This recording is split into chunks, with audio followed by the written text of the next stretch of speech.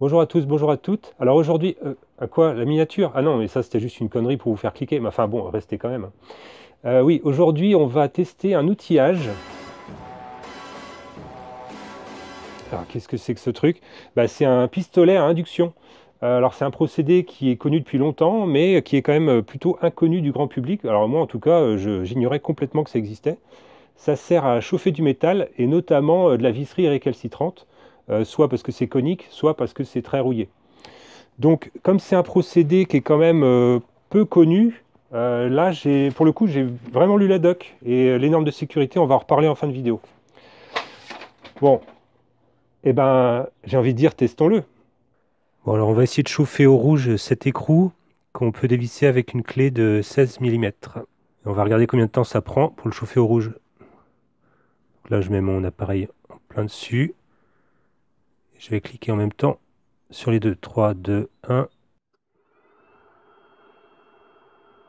normalement, il faut faire des sessions de 2 secondes. Donc, évidemment, je fais un petit peu plus parce que...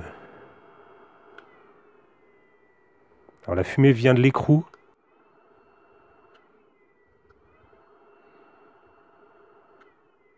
Donc, à chaque fois que je retire l'appareil, en fait, je l'arrête. Par contre, il faut faire attention au niveau des classes de visserie. Si c'est une visserie 8 quelque chose, 8.10, 10.8 plutôt, ça peut, enfin, le fait de faire passer au rouge et refroidir peut atténuer ses propriétés de résistance. Donc, il faut faire attention. Donc, ça veut dire qu'il ne faut peut-être pas utiliser ce procédé sur des pièces, enfin de la boulonnerie, on va dire, de sécurité, ou alors il ne faut pas l'emmener au rouge, quoi. Ce qu'il y a, c'est que des fois, on n'a pas le choix sur des vieux trucs rouillés, sur des vieilles bagnoles, que de l'envoyer au rouge. Ça, là, je vais surtout pas le toucher, évidemment. En 1 minute, il est quand même passé au rouge, hein. Bon, je laisse l'appareil branché hein, pour qu'il puisse ventiler en fait et refroidir.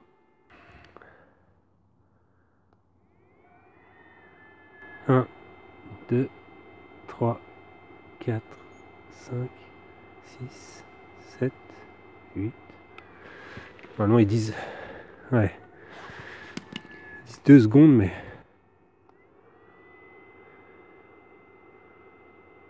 chauffer plus.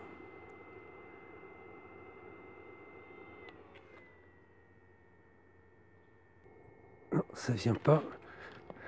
Chauffer plus.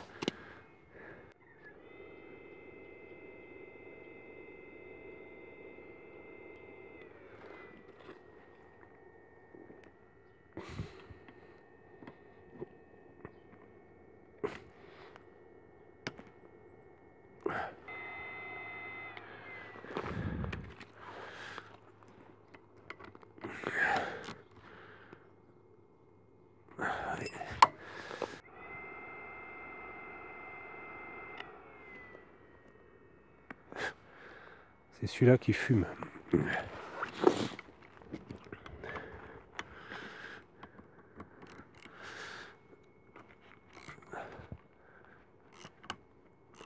Et là, j'ai réussi.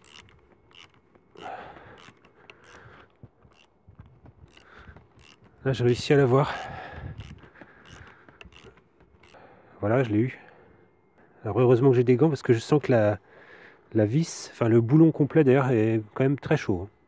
Donc là, on était sur du 10 mm. Donc là, on va passer sur du 14. Ouais. Alors pendant ce temps-là, on laisse la machine refroidir puisqu'on doit l'utiliser normalement 2 minutes maxi. Et pour 2 minutes d'utilisation, 2 minutes de refroidissement. Donc je la laisse brancher pour qu'elle puisse ventiler. Ah ouais, mais là, ça se dévisse sans même chauffer. Bah non, c'est de la triche là. C'est dingue, j'aurais pas pensé que ça se dévisserait si facilement quand même. Donc là, le induction est inutile. Et on sent pas de résistance particulière, donc tout va bien. C'est complètement terrible cette ferraille de Dush, vous voyez? Ça a l'air complètement rouillé à mort. Et bah ça se dévisse encore sans problème quoi. Et comment je fais mes tests moi? Ah, putain. Putain, mais j'ai rien de... J'ai rien de rouillé à mort ici, mais qui peut le croire quoi? Qui peut le croire? Bon et celui-là, allez, je compte sur toi. Je compte sur toi pour être rouillé à mort quoi.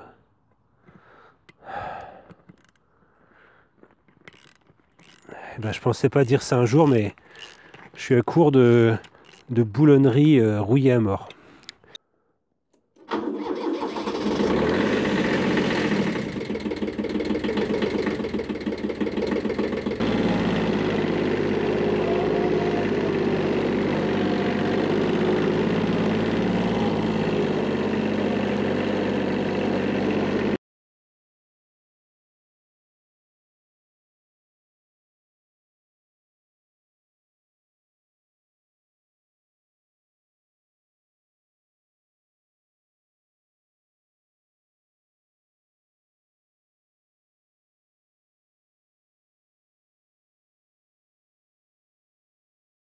Allez, fini les essais, exemples, machin, sur de la visserie au hasard. Là, on va passer sur un cas réel. Je veux en fait mettre cet échappement à 90 degrés. Donc je dois défaire la visserie qui est là, et hop, tourner à 90 degrés ça, et remettre la visserie.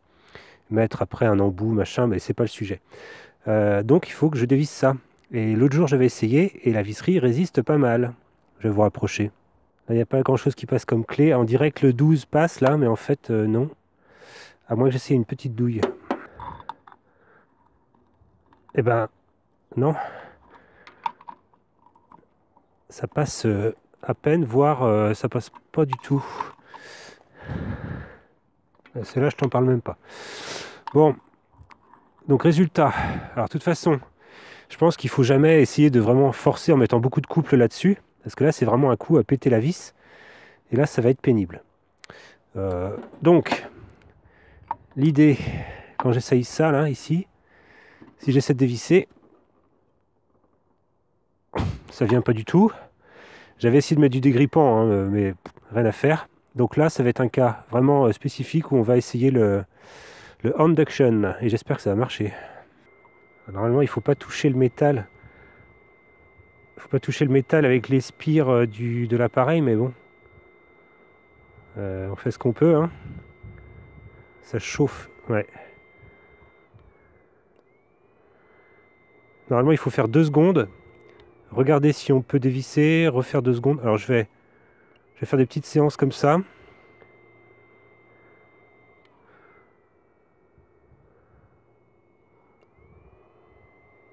Ça sert à rien que j'essaye à chaque fois. Hein. Je pense que c'est pas bon. Mais je fais comme ça plusieurs fois. J'ai l'impression que je suis en train d'abîmer l'isolant là de ma bobine. Puisque ça fume de là et ça fume de là.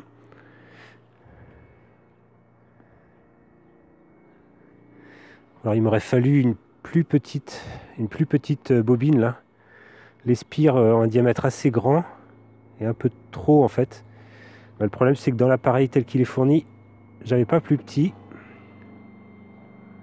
Donc je fais avec ce que j'ai.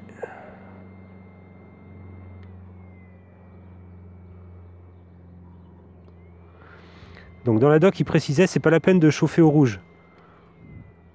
C'est possible. Donc je vais faire encore un petit coup. Et je vais essayer. Alors on y va direct hein, parce que on va attendre que ça refroidisse. Non. Mais attends une minute, cette pièce là, je dois pouvoir l'enlever. J'ai deux, des boulons en fait. 2 boulons ici, une vis là, et peut-être cette pièce je pourrais l'enlever et je pourrais accéder avec des douilles un petit peu plus grosses. Alors je le sens qui tourne de l'autre côté, donc on va mettre une pipe de 10. Bon et là me direz-vous, risque de casser la visserie. Oui, risque non nul, mais beaucoup plus facile à remplacer. Donc au final, pas me faire suer.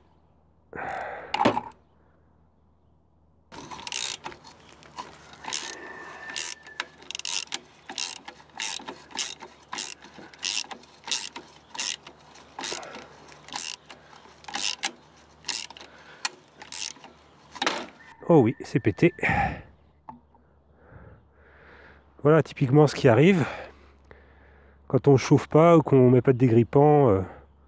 Bon mais ça c'est de la visserie, je m'en fiche complètement. Je remettrai un boulon inox, machin. Ah pas d'origine, ouais, c'est pas grave.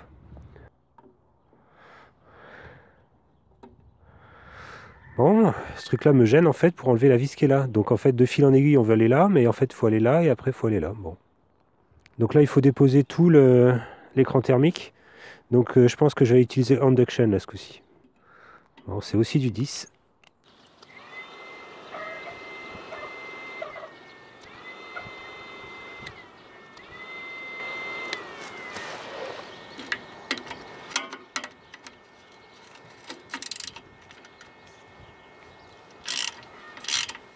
Ah bah voilà. Voilà un exemple concret qui a bien fonctionné. Cool.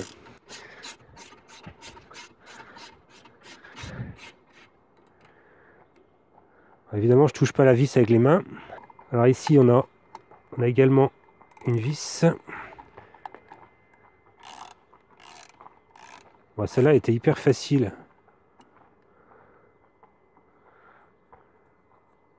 Ok.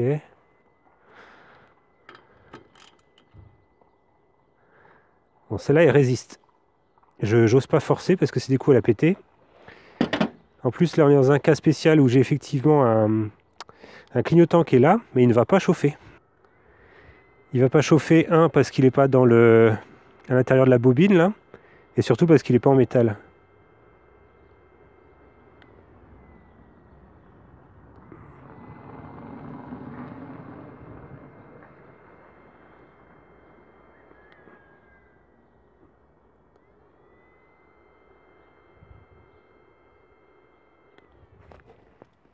Allez, j'essaye. Ah oui. Tout à l'heure, j'ai pas voulu forcer. Et ben là, je force pas non plus, en fait. Je prends même pas ma clé par le bout. Je la prends par là. Faut dire que je force pas, quoi.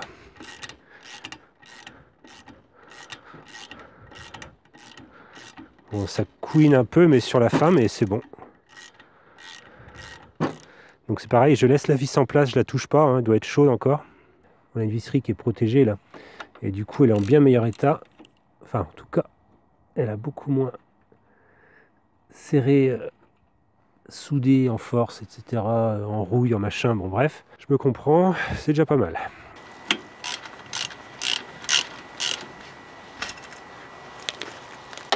Bon, il y a encore une vis ici. Bon là, j'y vais direct au induction.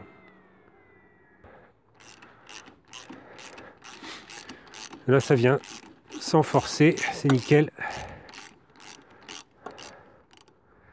Pour de la visserie, quand même, liée à de l'échappement, c'est très agréable.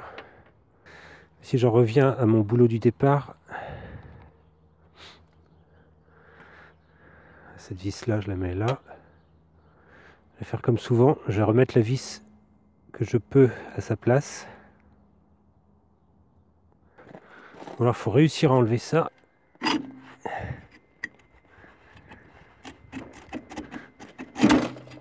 Ah oui. Ok. Bon, ici je faisais quelques essais sur ma traction 11B de 53 qui est en cours de restauration.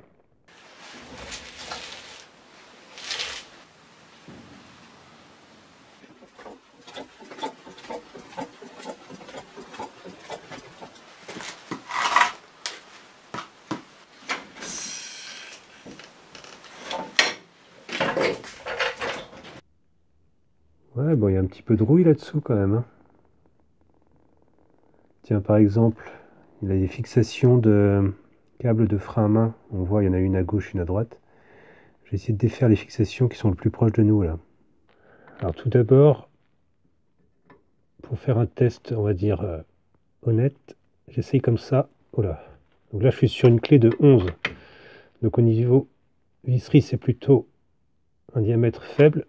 Ça a tourné un peu, mais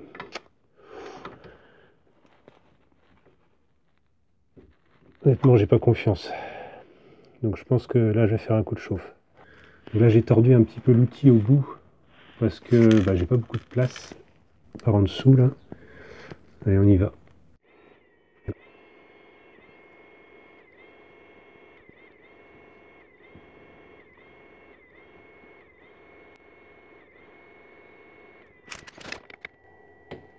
Ah oui.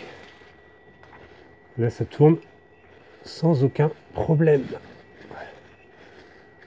Ouais, c'est top. Top, top, top. Qu'est-ce que ça nous dit cette histoire? Bon, là, on est à l'arrière d'une voiture qui n'a pas roulé depuis des années. Son réservoir, il est même pas là, il a été enlevé. Donc, pas d'essence, pas de risque, etc. Mais si j'étais sur une voiture avec un réservoir juste à côté, y aller au chalumeau avec une bonne grosse flamme, là, non, on le ferait pas. On irait, du coup, essayer de mettre du dégrippant, du machin, enfin bref, méthode traditionnelle. Mais grâce à ça, on peut y aller sans problème, quoi. Même s'il y avait un réservoir, Pour faire attention évidemment de ne pas chauffer au rouge juste à côté ou que la pièce aille vraiment dans le réservoir, évidemment, il ne faut pas être bête. Mais en tout cas, on peut intervenir en ayant à proximité un truc inflammable, bon, bah, c'est quand même plus sécure. En faisant attention, hein, mais c'est plus sécure que, je trouve, moi, qu'un chalumeau. Non, le seul truc que je vois avec cet outil un petit peu, c'est que bah, c'est pas évident de ne pas cramer l'isolant de la bobine quand on est en train de chauffer un truc. C'est pas forcément simple. Je pense qu'avec l'expérience, ça va de mieux en mieux, mais c'est vrai qu'au départ, là on voit bien, hein, je l'ai utilisé pas énormément, je l'ai déjà cramé de partout. Donc bon, je pense que ça vient avec l'habitude. Et évidemment, la bobine, vous pouvez la remplacer. Enfin, il y a plusieurs tailles, il y a plusieurs formes, etc. Donc ça se remplace évidemment. Mais bon, voilà, il y a un peu de prise en main à faire au départ. Bah, tiens, celui-là, il est en 12. C'est marrant ça. Ça a peut-être été bidouillé avant moi. Ouais. En tout cas, où est ma cadreuse quand j'ai besoin d'elle, quoi? Là, je vous dis pas. C'est pas évident. Eh ben, en tout cas, niveau visserie, par contre, c'est parfait. Donc, je suis super content. Ça va devenir mon nouveau copain pour refaire l'attraction, je crois. Bon, alors, on s'est bien amusé, là. On a bien fait les tests. Mais au final, qu'est-ce qu'on a dans cette boîte? Donc, l'induction, ça, on l'a déjà vu. Un câble d'alimentation. Une dock, ça, on va y revenir. Je vais arrêter de la jeter partout. Ça, j'y reviens. Donc, en fait, j'ai principalement utilisé ça. Donc pour être tout à fait honnête avec vous, ça je l'ai utilisé un petit peu, on l'a pas vu en vidéo, parce qu'au final, je pense que j'ai pas réussi à bien m'en servir. Il faut faire des spires comme ça. Il faut faire des spires. Et moi je me suis un peu... j'ai fait un peu n'importe quoi, ça s'est un peu croisé. Enfin honnêtement, ouais, ça m'a un peu saoulé. Donc ça, je m'en suis pas réellement servi. Dans la doc, ils disent qu'on peut faire des formes un peu particulières, je sais pas quoi, pour faire un plat. Bon, je l'ai- j'ai un peu fait n'importe quoi. Alors, je sais pas pourquoi, mais ça s'est un peu détaché. Enfin, je pense que c'est comme ça normalement. Pourtant, j'ai pas l'impression d'avoir tiré dessus comme un bœuf. Bon, c'est pas très grave, hein, je pense pas. Ça, c'est l'isolant. Bon, du moment qu'on chauffe pas tout près d'ici, voilà. Mais voilà, donc ça peut être pas mal pour chauffer éventuellement, je sais pas moi, ouais, un tube. Et on l'entoure comme ça. Puis voilà, ça permet d'aller chercher des pièces. Bon, j'ai pas trouvé d'exemple sympa à vous montrer. Ça a pas vraiment bien marché, mais je pense que c'était ma faute. Et on a aussi un comme ça.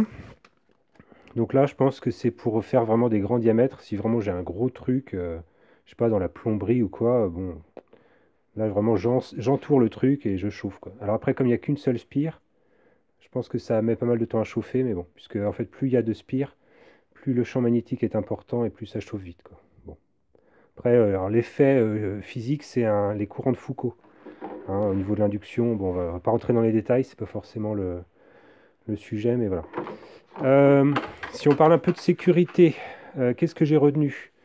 Comme c'est de l'induction, comme ça travaille en champ magnétique, donc ça travaille sur vraiment le métal. Donc on recommande de ne pas porter de métal sur soi. Moi, il faudrait que j'arrive à enlever cette bague, donc ça c'est un autre problème. Honnêtement, bon, j'ai fait très attention à ne pas mettre ma main gauche devant le système ou dans le système, etc. Bon, ouais, mais le mieux c'est encore de ne pas du tout porter de métal. Dans la doc, ils disent de porter le moins de métal possible sur soi.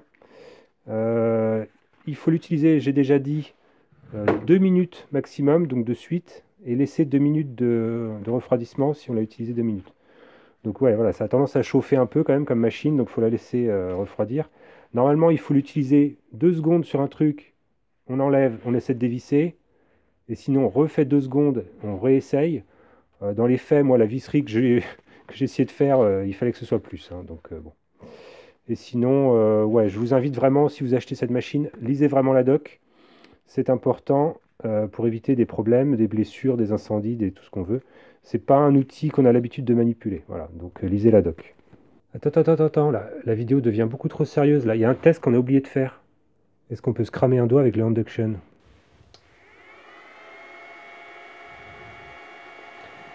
Alors, normalement non. Ou alors, il faut que j'appelle le fabricant parce qu'il y a de la ferraille dans ces saucisses, hein. Normalement, ça chauffe pas. Ça chauffera que si en fait la bobine se chauffe elle-même et transmet de la chaleur à la saucisse. Mais bon.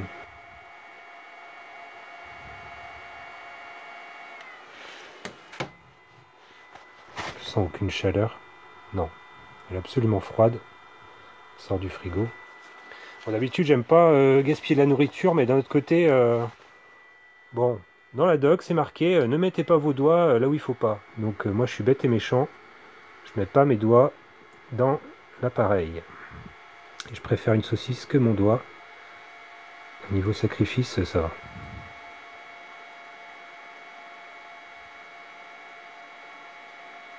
Bon, je refais. Non, ça chauffe. Ouais, c'est à peine tiède. Par rapport à ici où c'est froid. Enfin, ça chauffe quasiment que dalle, quoi. Donc le test est concluant. Bon, bah c'est le chat qui va être content avec mon test. Bon, après, j'ai envie de dire quelle est ma conclusion sur cet engin. Bah, très honnêtement, le test, je l'ai fait en 2 fois parce que la première séance que j'ai faite, en fait, j'ai eu peur d'abîmer la bobine. Donc j'ai eu peur d'abîmer ça. Quand j'ai vu qu'elle s'est mise à noircir, je me suis dit, je suis en train de faire quelque chose qu'il ne faut pas. Donc je me suis dit, oh là là, c'est... Enfin voilà, je craignais un peu, j'avais de l'appréhension. J'avais l'impression de ne pas réussir grand-chose. Alors d'un autre côté, j'avais utilisé direct ce diamètre-là sur une vis qui était trop faible. Donc c'est le moment où j'essaye l'essieu à vente de chevaux, là, le truc tout rouillé. Donc ça a moyennement marché, ça a mis vachement de temps, j'ai pas mal galéré. Bon, j'étais peut-être un peu fébrile. En plus, bon, ça caillait dehors. Là, bref, j'ai refait une deuxième séance aujourd'hui. Alors temps humide mais plus chaud. Bon, bref, je vais pas vous raconter la météo. En tout cas, bon, j'avais un peu moins d'appréhension. Et bah, ma foi, ça s'est plutôt bien passé. En fait, il y a un petit temps de prise en main avec cet outil. Voilà, c'est pas on déballe et puis on sait faire, machin. C'est vrai que l'histoire du fait qu'on doit éviter de toucher la visserie, bah, ça veut dire qu'il faut vraiment bien viser. Moi, j'avais pas mal d'appréhension d'abîmer, encore une fois. Ouais, donc, mais je pense qu'avec la pratique, ça va aller. Bon, là, je vois qu'il a mangé un petit peu, je vais vous montrer. On voit hein, dans les faits, voilà, je l'ai déjà un petit peu abîmé. Bon, je verrai à l'usage, mais bon, c'est pas forcément très grave. Enfin bref, donc une fois qu'on a passé cette appréhension du truc qui crame, on dit merde. Bah en fait, ça chauffe et la dilatation fait que ça permet de dévisser. Alors la dilatation, et pas que, parce qu'évidemment, à un moment donné aussi, vous me voyez dévisser une vis. Et donc si on dilate la vis, normalement, elle prend plus de place dans son logement, donc elle est plus dure à dévisser. Bah, en fait, c'est pas exactement comme ça. Oui et non. C'est-à-dire que déjà, bon, la vis, elle va quand même chauffer un petit peu ce qui est autour d'elle, mais surtout sur le phénomène de corrosion, bah, ça va casser la soudure qui se produit lorsque les pièces rouillent ensemble. Et oui, oui, c'est un vrai phénomène ça. Et donc le fait de chauffer bah, permet de casser ces liaisons de rouille, entre guillemets. Et donc finalement, bah, aide quand même à dévisser, même si c'est la vis que j'ai chauffée. Voilà, la preuve, hein, puisque je l'ai fait en vidéo, il n'y a pas de trucage. Bon, en tout cas, donc ma conclusion, c'est que c'est un outil. Alors, au niveau du tarif, peut-être qu'on va trouver ça un peu cher. Dans les faits, quand on voit un équipement chalumeau, c'est cher aussi. Alors, c'est toujours pareil, hein. Moi, il y a un proverbe que j'aime bien, c'est quand j'ai qu'un marteau, tout ressemble à un clou. C'est-à-dire, en fait, si je raisonne, il y a un outil que j'aime bien, donc du coup, je vais l'utiliser dans tous les cas. Par exemple, s'il y a des fans de chalumeau, peut-être, voilà. Mais n'empêche qu'un chalumeau, dans certains cas, à mon avis, ça va être dangereux à cause de la flamme, donc on ne va pas s'en servir. Donc finalement, voilà, on va essayer de faire autrement. Donc je pense que c'est un bon outil complémentaire, ou en tout cas, bah, moi j'ai pas de chalumeau, donc pour le coup, ce sera plus que complémentaire, c'est que ça va être le seul outil que j'ai dans ce style-là qui permet de chauffer. Donc voilà, donc oui, c'est un certain budget, hein, mais après c'est un outil professionnel aussi, donc ou un bon gros joujou, hein, c'est vous qui voyez. Mais ma conclusion, c'est que bah, je pense que ça vaut le coup quand même. Et moi qui hésitais à m'équiper en chalumeau, un truc comme ça, bah, quand je vois la place que ça prend, il n'y a pas photo. Hein, moi j'ai quand même une place limitée, enfin, surtout avec tout le bordel que je stocke. Mais donc bah, du coup, ça, pour moi, c'est la bonne solution et ça va remplacer en fait un éventuel chalumeau. Bon, que dire d'autre? Bah, cet équipement, il va rentrer dans mon attirail, donc vous allez le revoir dans mes prochaines vidéos. Par exemple, le Kubota avec son échappement, bah, il y aura une vidéo dédiée là-dessus, hein, puisque évidemment, j'ai pas fini la manip. Vous allez le revoir aussi bah, quand je vais bricoler sur la traction, hein, puisqu'on a vu que ça pouvait rendre service. Et puis bah, dans d'autres vidéos, évidemment. Mais en tout cas, moi, je remercie vraiment Alain de Soudure.pro de m'avoir procuré ce matériel en démonstration. Donc j'espère que ça vous aura plu de voir ça. J'espère que ça pourra vous intéresser, vous convaincre éventuellement d'en acheter. Bon après, moi je touche rien là-dessus, hein, je précise encore. Je touche rien sur les ventes. Encore une fois, Soudure.pro, c'est une petite société qui est pas trop loin de chez moi, c'est une petite structure, c'est une TPE, donc voilà, par les temps qui courent, TPE française, hein, je précise. GIS, c'est pareil, ça c'est la marque du fabricant. GIS, c'est une boîte française. Donc voilà, je pense que c'est pas mal aussi de faire un peu de cocorico. Donc n'hésitez pas à vous équiper là-bas. Allez, moi je vous laisse là et je vous dis à bientôt. Allez, salut!